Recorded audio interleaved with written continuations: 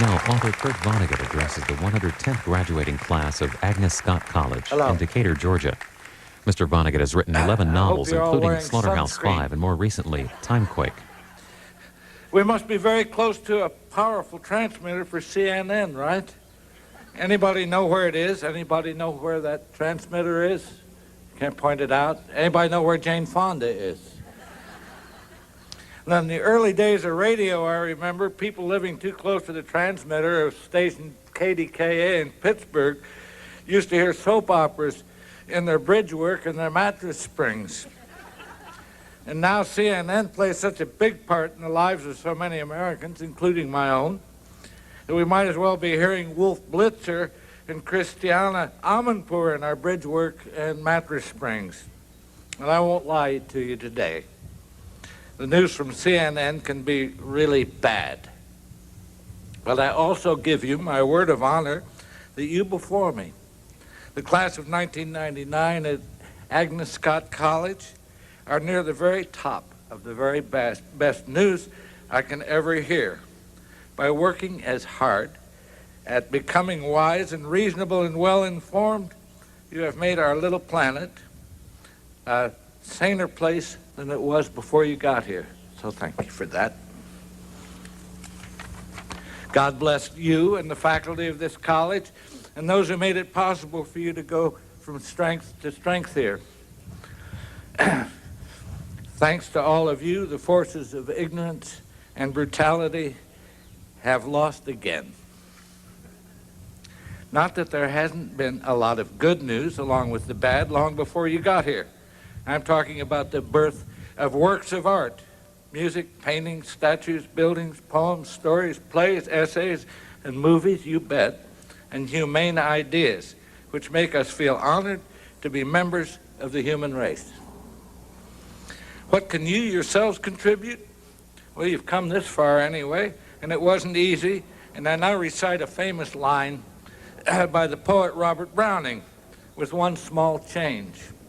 I have replaced his word man, which in his time was taken to mean human being, with the word woman. May I say, too, that his wife, Elizabeth Barrett, was as great a poet as he was. It's how do I love thee, let me count the ways, and so on. While I'm at it, get a load of this. The atomic bomb, which we dropped on the people of Hiroshima, was first envisioned by a woman, not a man. She was, of course, Mary Wollstonecraft Shelley. She didn't call it an atomic bomb. She called it the monster of Frankenstein. But back to Robert Browning and what he said about anyone who hopes to make the world better. Again, I've changed the word man to woman for this occasion. A woman's reach should exceed her grasp, or what's a heaven for? And of course, the original, a man's grasp should exceed his reach, or what's a heaven for? Now, speaking of women, Pollyanna is not your graduation speaker here today. Pollyanna is bound to be speaking somewhere, irrepressibly optimistic, seeing good in everything, so I will comment as briefly and as efficiently as possible on the perfectly horrible news CNN has been giving us about the Balkans and that high school in Colorado. I won't go on and on about it. We're here for a good time, and we are darn well going to have one. Others, with axes to grind, are playing the blame game, blaming the National Rifle Association, the movies, TV, pop music, video games, no prayers in the school. I myself have an axe, which I have ground as sharp as a razor. What would I like to do with it if I could? I would like to plant it in the forehead of the Babylonian king Hammurabi, who lived almost 4,000 years ago now. Hammurabi gave us a code which is honored to this very day by many nations, including our own, and by all heroes in cowboy and gangster films, and by far too many people who feel that they have been insulted or injured, however slightly, however accidentally. An eye for an eye, a tooth for a tooth. Revenge is not only sweet, revenge is a must. What antidote can there be for an idea that popular and poisonous? Revenge provokes revenge, which is sure to provoke revenge, forming an endless chain of human misery. Here's the antidote. Forgive us our trespasses as we forgive those who trespass against us. Amen. Now, some of you may know that I'm a humanist, not a Christian, but I say if Jesus, as all humanists do, if what he said was good, and so much of it was absolutely beautiful, what can it matter if he was God or not? If Christ hadn't delivered the Sermon on the Mount with its message of mercy and pity, I wouldn't want to be a human being. I'd rather be a rattlesnake. Okay, now let's have some fun. Let's talk about sex. Let's talk about women. Freud said he didn't know what women wanted. Well, I know what women want. They want a whole lot of people to talk to. What do they want to talk about? They want to talk about everything. What do men want? Well, they want a lot of pals. And they wish people wouldn't get so mad at them all the time. Now, why are so many people getting divorced today? It's because most of us don't have extended families anymore. It used to be that when a man and a woman got married, the bride got a whole lot more people to talk to about everything. The groom got a whole lot more pals to tell dumb jokes to. Now, a few Americans, but very few, still have extended families. The Navajos, the Kennedys.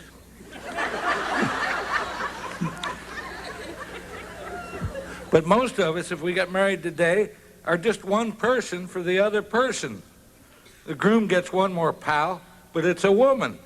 The woman gets one more person to talk to about everything, but it's a man. When a couple has an argument nowadays, they may think it's about money or sex or power or how to raise the kids or whatever. What they're really saying to each other, though, is, you're not enough people.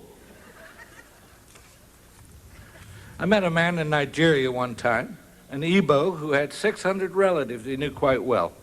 His wife had just had a baby, the best possible news in any extended family. They were going to take that kid to meet all its relatives, Igbos of all ages and sizes and shapes.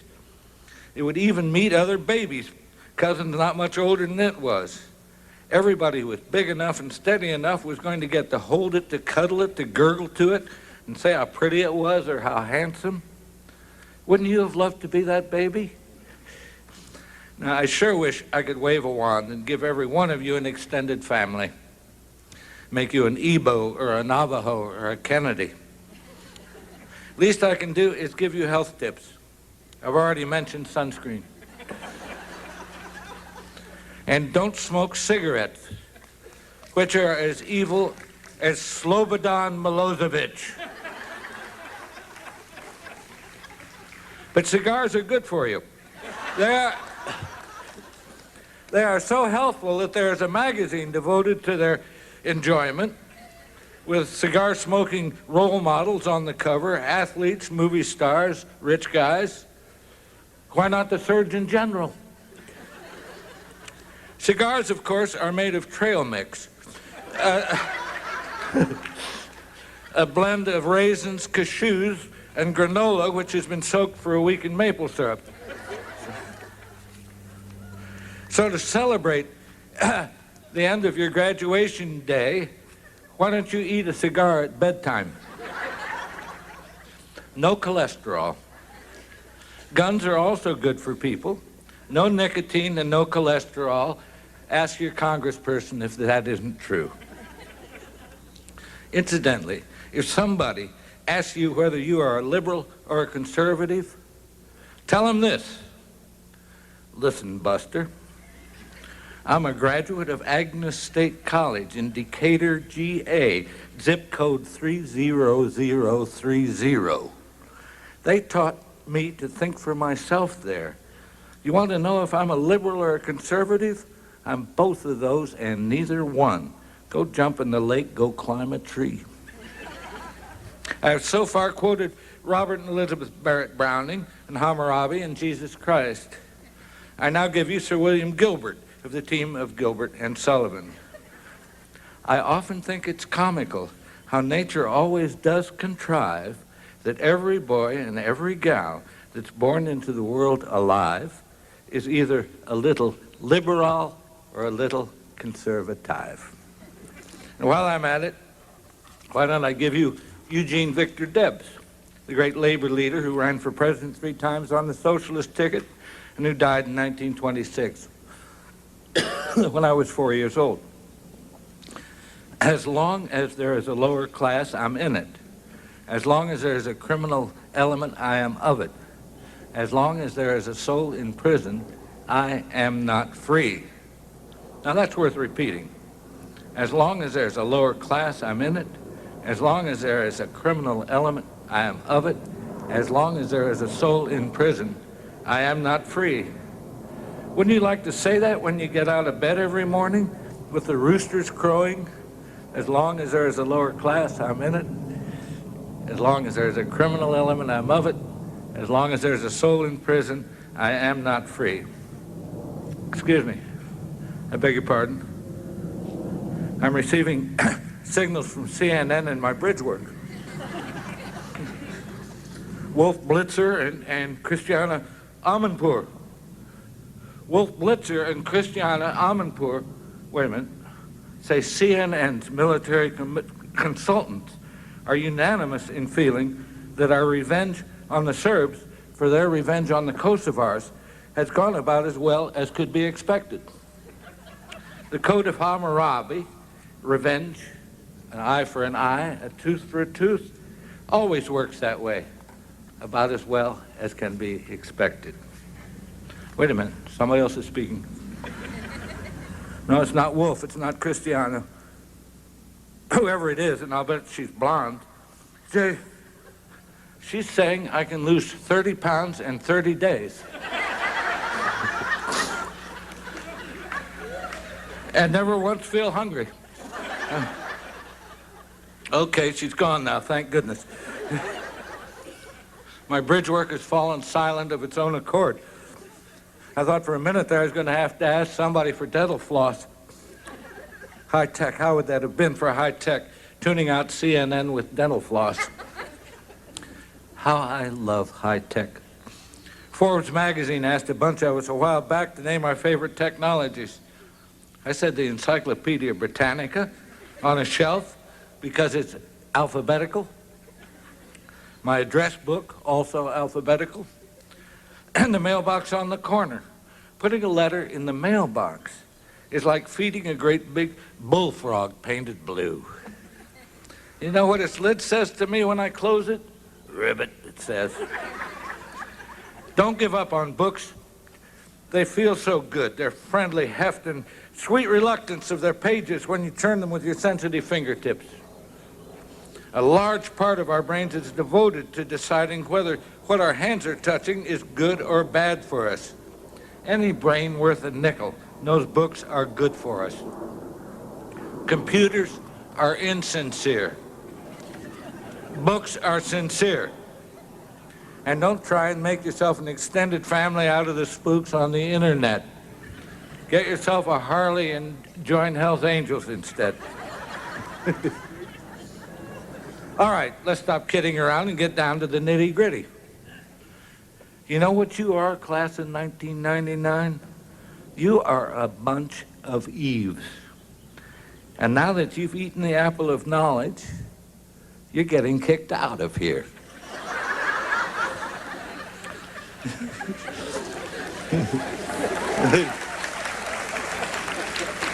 Many of you intend to become teachers, which is the noblest of all professions in a democracy.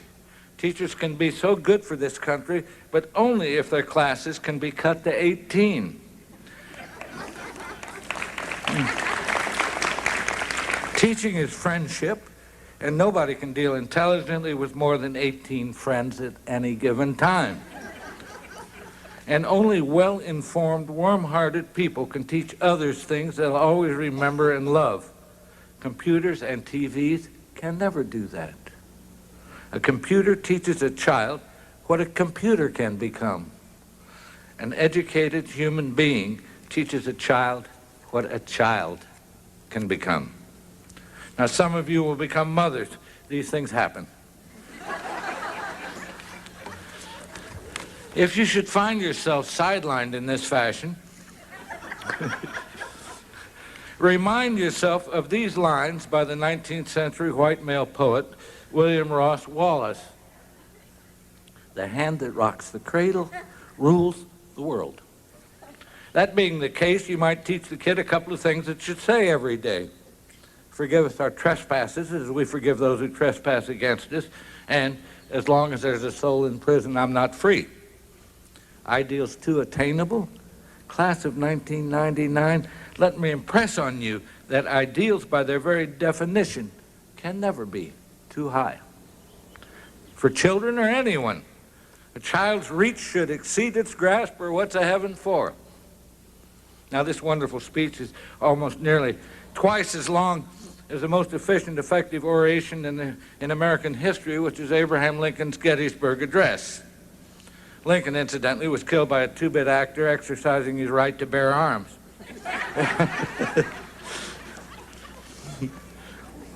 Up to now, most of what I've said has been a custom job for this Dixieland rite of passage, but every graduation pep talk I've given has ended with words about my father's brother, Alex Vonnegut, a Harvard-educated insurance agent in Indianapolis who was well-read and wise. The first graduation at which I spoke, incidentally, was also at what was then a women's college, Bennington in Vermont. The Vietnam War was going on, and the graduates wore no makeup to show how ashamed and sad they were. But about my Uncle Alex, who's up in heaven now, one of the things he found objectionable about human beings was that they so rarely noticed when they were happy. He himself did his best to acknowledge it when times were sweet. We could be drinking lemonade in the shade of an apple tree in the summertime, and Uncle Alex would interrupt the conversation to say, "If this isn't nice, what is?" So I hope that you adorable women before me will do the same for the rest of your lives.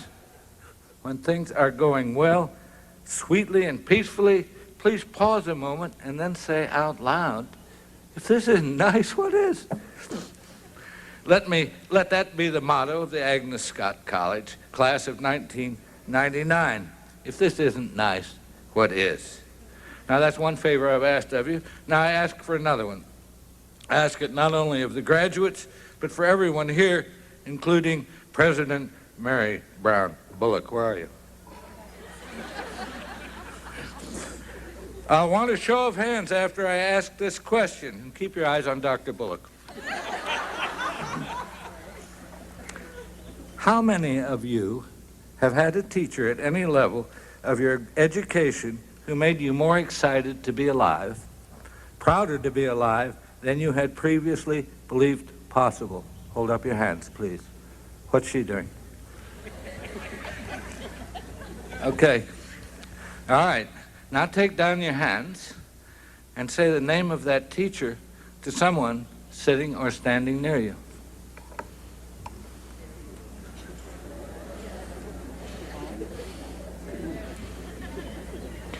All done? This isn't nice. What is? There we are.